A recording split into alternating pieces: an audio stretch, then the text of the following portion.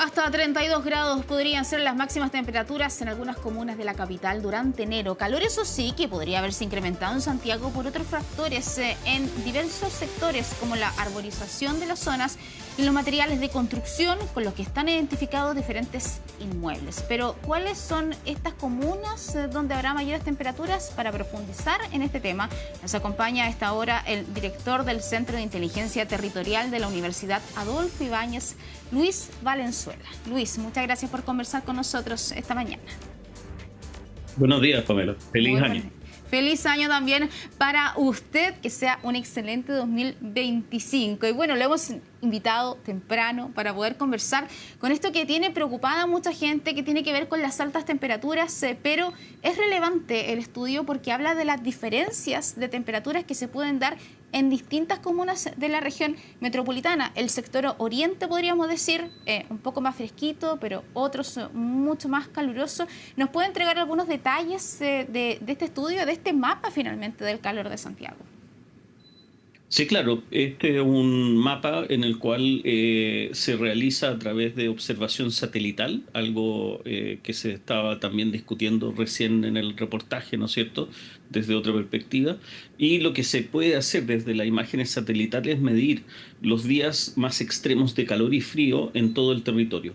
Es un sistema de mapas que hoy día tenemos disponible para todo Chile. Lo que se está mostrando ahí en cámara es la región metropolitana, pero está hoy día mapeada las 16 regiones de Chile, en los cuales podemos detectar la diferencia entre los días de invierno más frío y los días de verano más caluroso. Esa diferencia de temperatura dentro de una ciudad como Santiago varía bastante, ¿no es cierto?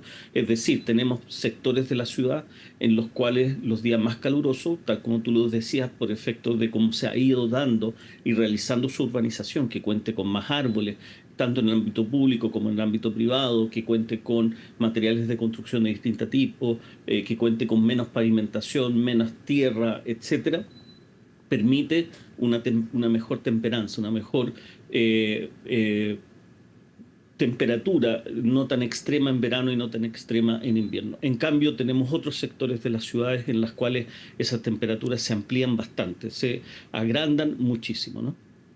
Bueno, tenemos, por ejemplo, lugares que salía ahí como Las Condes, Providencia, donde podríamos decir está en amarillo. El amarillo podríamos decir el más fresquito, mientras más naranjo rojo es donde hace más calor. Y claro, son las comunas, podríamos decir, más vulnerables las que se ven afectadas por este calor que está finalmente determinado por estos otros factores. Ejemplos tenemos a Renca, a Quilicura, a Conchalí. Ahí uno a simple vista ve diferencias, o sea, vemos las áreas verdes de un lado y vemos las áreas verdes del otro. La verdad es que es una diferencia abismal.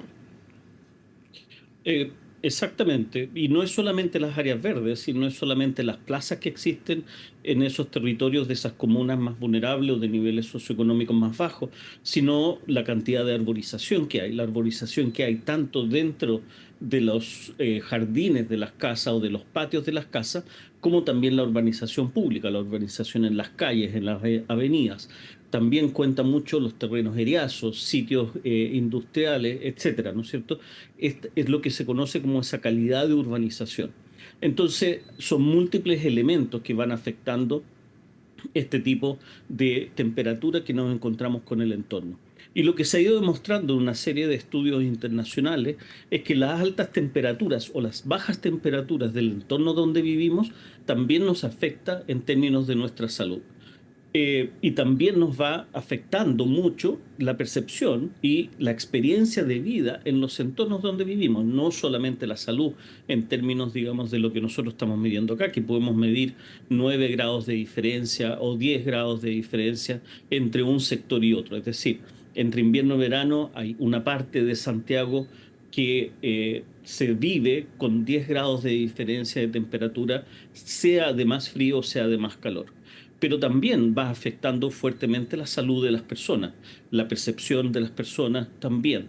Entonces, la propia experiencia de vida, el bienestar, se ve directamente afectado. Y, hoy día hay estudios bastante importantes y bastante relevantes, masivos, digamos, de gran data en una serie de ciudades a lo largo del mundo, en que está mostrando que el hecho de tener urbanizaciones de buena calidad, más allá del ingreso, más allá de la calidad, la situación socioeconómica de las personas, la vulnerabilidad, es tremendamente importante para poder tener un mejor bienestar y una mejor calidad de vida y una mejor salud. ¿Cuál vendría siendo la urbanización de buena calidad? La urbanización de buena calidad no existe un estándar, sino que lo que nosotros hacemos acá mismo es poder comparar un cierto contexto, que en este caso es la ciudad de Santiago, en el cual podamos decir, mira, estos son nuestros extremos, estos son nuestros casos más mejores y los peores, digamos. Y también poder decir, bueno, ¿cuál es la media? Y con eso poder ir tomando decisiones para poder ir subiendo, ¿no es cierto?, todos aquellos sectores que están en las peores situaciones para una mejor urbanización. Y ahí uno tiene que ver, de acuerdo a las características de la ciudad, qué cosas son más factibles de hacer y cómo son más factibles de hacerse. Han habido, por ejemplo, a lo largo del desarrollo de Santiago, múltiples esfuerzos y programas bastante importantes de arborización de la ciudad. Es decir, de que existan más árboles y que esos árboles crezcan, que estén regados, que estén mantenidos, que existan jardines, ¿no es cierto? Hoy día eso ha costado llevarlo a cabo, en parte por dificultades de gestión, dificultades de inversión, pero también porque ha sido difícil visualizar estos fenómenos tal como lo estamos visualizando en el mapa. Hoy día podemos, por ejemplo, ya estratégicamente empezar a determinar inversiones de este tipo en aquellas localizaciones en las cuales podemos detectar efectivamente estas temperaturas más extremas. Hay otros países, por ejemplo, otras ciudades, que lo que han hecho, ¿no es cierto?, son programas de cómo podemos mejorar condiciones de sitioriazo, condiciones de terrenos que están botados, que están hoy día con basurales, etcétera, y cómo poderlos ir ocupando de a poco y cómo poder ir haciendo una mejor calidad de vida de ellos. Y así sucesivamente, este tipo de evidencia lo que nos permite, ¿no es cierto?, con diferentes experiencias que hay en el mundo, más otras que hemos tratado en Chile, que hemos tratado en Santiago, focalizar recursos, focalizar tomas de decisiones y que esas sean muy efectivas para mejorar esa calidad de urbanización. ¿Cómo se puede esto lograr en comunas vulnerables donde en el municipio los recursos ya son escasos? Hemos visto en muchos sectores del Gran Santiago que hay comunas donde finalmente el pasto ya se secó, porque la verdad es que no hay plata para regar el pasto, los árboles también están secos, porque no es que sea falta de voluntad o que no hay un plan de gestión, sino que la verdad es que los recursos no alcanzan. Es muy distinto una comuna del sector oriente con alto ingreso de una comuna de otro sector poniente, por ejemplo, que la verdad es que tienen otras necesidades más bien sociales frente a lo que puede ser esta urbanización que sea amigable con las personas. Muy buena pregunta, Pamela. Excelente pregunta. Y yo creo que es un punto central, ¿no es cierto? Y un punto que hay que despejar muy rápido. ¿A dónde están los recursos y cómo conseguimos los recursos? Y ahí hay dos vías que hay que atender a la misma vez. Por un lado, tenemos que tener claro que podemos construir un paisajismo y una urbanización de acuerdo al cambio climático y de acuerdo a las condiciones de accesibilidad hídrica que tenemos hoy día. Es decir, de cuánta agua disponemos y cómo disponemos de esa agua, ¿no es cierto? Es un recurso cada vez más escaso y tenemos que ser muy conscientes de ese uso. Entonces podemos en ese sentido también mejorar legislación que nos permita regar con aguas que son tratadas. Hoy día el 100% de las aguas servidas de Santiago, es decir, aguas usadas en nuestro alcantarillado, son tratadas, ¿no es cierto? Hoy día el 100% es tratado. Eso es un caso mundial, es decir, hay muy pocas ciudades que son capaces y han sido capaces de hacer eso. ¿Cómo podemos adecuar legislación para que podamos reutilizar esas aguas y usarlas para este tipo de riego?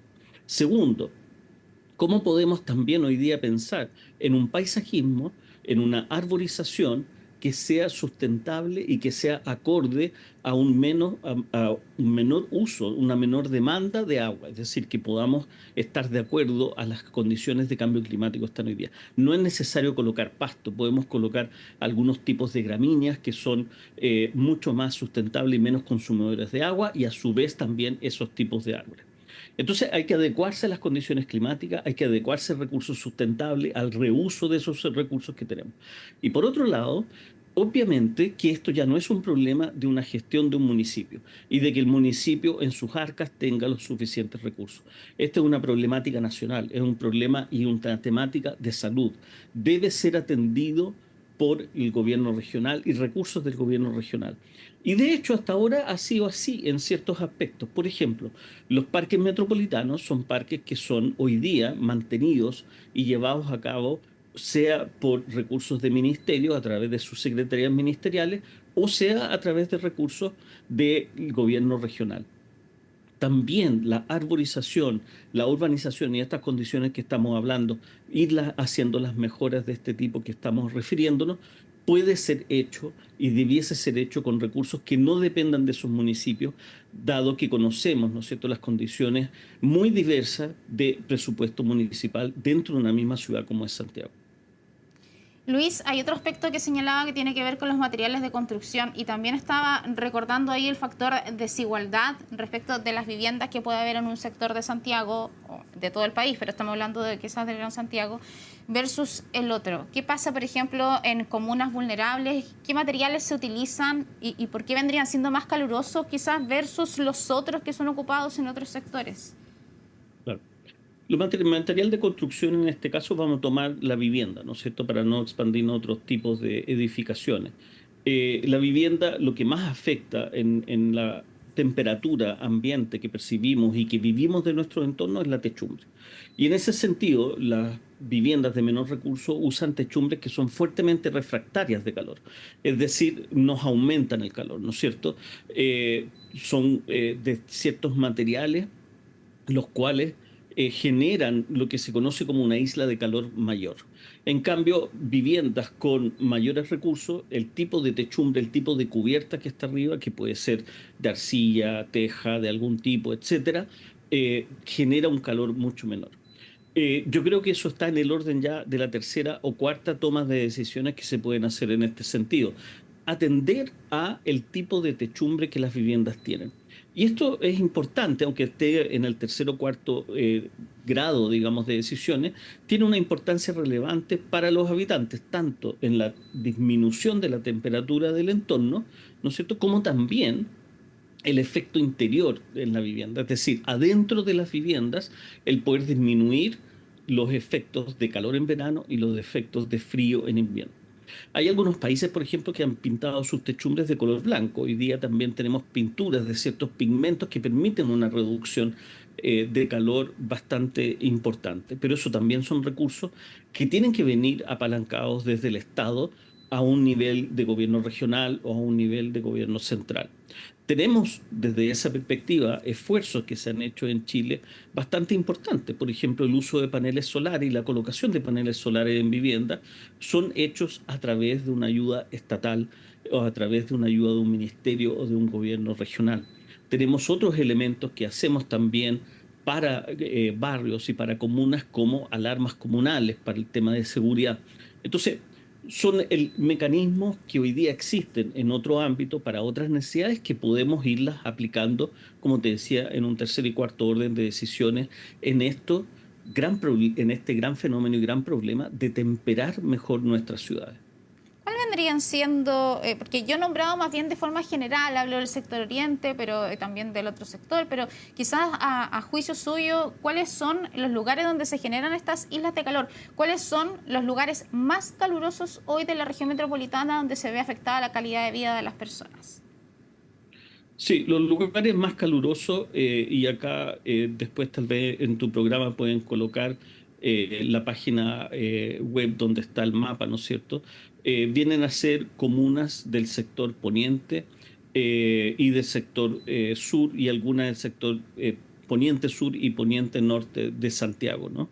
Tenemos comunas que son como Quilicura, Renca, Cerro Navia, algunos sectores de Pudahuel, algunos sectores de Cerrillo, Lo Espejo, La Cisterna, algunos sectores también que vamos viendo en Pedro Aguirre Cerda, Lo Prado, Estación Central ya menos, Quinta Normal un poco menos también en cuanto a sus ámbitos. Hacia el norte empieza a estar fuertemente afectada Conchalí, algo Independencia y algo Recoleta en su sector más norte.